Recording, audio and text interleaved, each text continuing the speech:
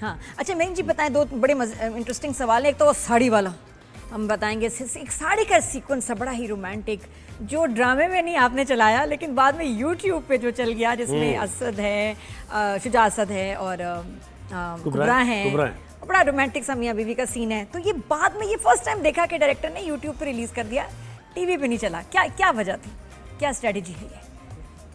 उसकी एक्चुअली कोई भी स्ट्रैटेजी नहीं थी। मैं रात में मैंने सोचा है यार ये तो बड़े मजे का सीन था, ये चला नहीं ड्रामे में, तो क्यों नहीं चला? इसको किसने मैं रोक दिया, अपने रोका किसने?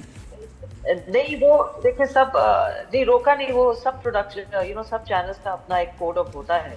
सो I think maybe they felt it wasn't appropriate for TV audiences। तो मैंने तो ऐसे ही मैंने कहा है बड़े मजे से हमने शूट किया था, मजा आया था, I think it's a nice very romantic scene. तो मैं अपने इंस्टाग्राम फॉलोअर्स लगा दी थी, आई डिडंट नो कि इतना वायरल हो गया। देख के मजा भी नहीं, मजा आया देख, आप सही कह रहे हैं, मजे का सीन। तो अच्छा नहीं, उसकी वजह ये भी है ना कि ये मेंबर भी रह चुकी हैं सेंसर बोर्ड की, तो इन्हें पता है कि वो किस तरीके से अपनी प्रोडक्ट को आगे लेके जा।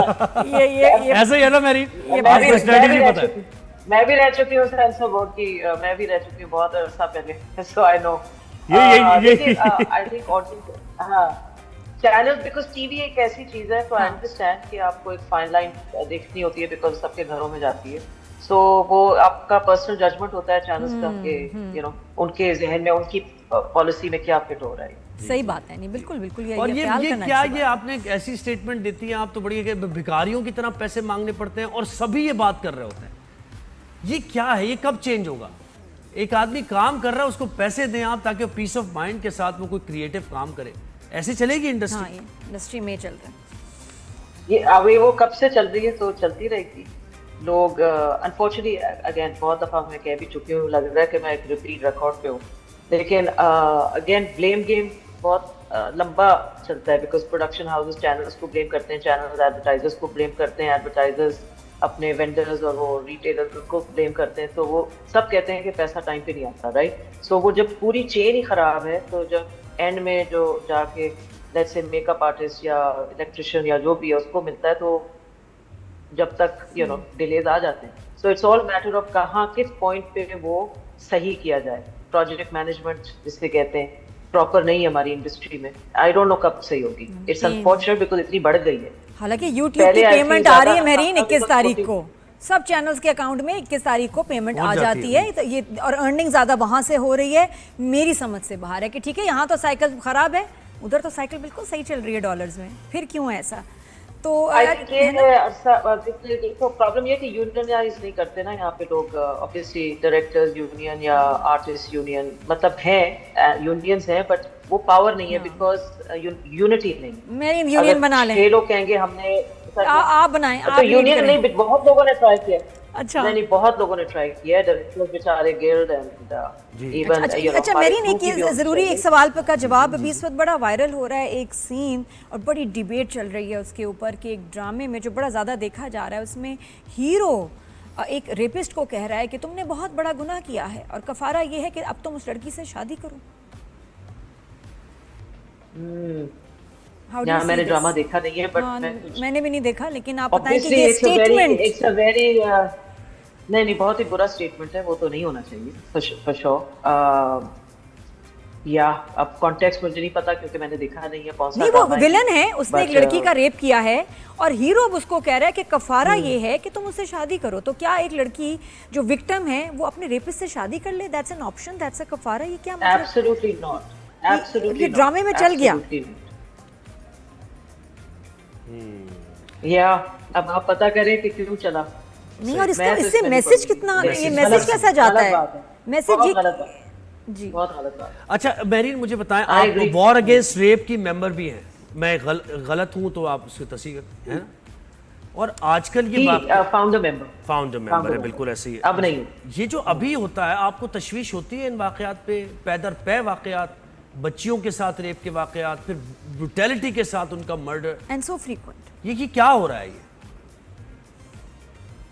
No, I mean it is, rape is one of those things। देखें सिर्फ पाकिस्तान में नहीं है, unfortunately even in the western world, neighboring India में ये एक ऐसी खौफनाक and it's a horrific, one of the worst things I think किसी को भी हो सकती है। ये क्यों हो रहा है? आई मीन उसके लिए एक और शो पे आना पड़ेगा। बट आई फील अब जैसे ड्रामों की जो बात हो रही है ना, बहुत सारे ड्रामे बने ऑन रेप एंड असॉल्ट। कुछ इंटेलिजेंटली बने हैं, कुछ बहुत ही एब्सोल्युटली इररिस्पॉन्सिबल मैसेजिंग हुई है। तो मैंने सिर्फ ये नहीं जो आप बात करी, और भी ड्रामे हुए हैं जहाँ मैरिटल रेप हुआ है, जिसको हम एक्नॉलेज ही नहीं करते कि वो एक चीज़ भी हो सकती है, राइट? तो as as directors, as story tellers, ये हमारी रिस्पॉन्सिबिलिटी है। हम उसमें ये कर सकते हैं कि जब इस तरह की कहानियां आए तो रिस्पॉन्सिबली उसको पोर्ट्रे करें। And for example case number 9 was a brilliant drama उस लिहाज से। जी जी। So, तो मेरी थोड़ा सा आपसे ना जरा क्विक क्यों ये सवाल हो रहा भी है? करेंगे। हाँ। कुछ जरा कहते हैं ना उसको रैपिड जी, फायर। rapid fire, हाँ, हाँ। Rapid fire. अच्छा ये बताएं, कौन सा ड्रामा पुराना क्लासिक पीटीवी का उसको आप दोबारा से बनाना चाहेंगे? ओह, सारे वो जो मुझे नहीं बनाने चाहिए, अनकही, तन्हाइयाँ, धूप किनारे। फेवरेट्स है मेरे। बट धूप किनारे मैं बनाऊं बिल्कुल भी। समटाइम्स क्लासिक्स को वही रहना चाहिए, उनको रीमेक नहीं करना चाहिए। नहीं बनाएंगे। अच्छा आपको सबसे ज़्यादा मुतासिर किस इस इंग्लिश फिल्म ने किया, क्योंकि ये बड़ी मशहूर है अपनी टेक्निकल एडवांसमेंट के लिए, एडोलेसेंस या ऑब्सेशन? ओए, बिल्कुल ही डिफरेंट चीजें हैं, दोनों मेरी फेवरेट।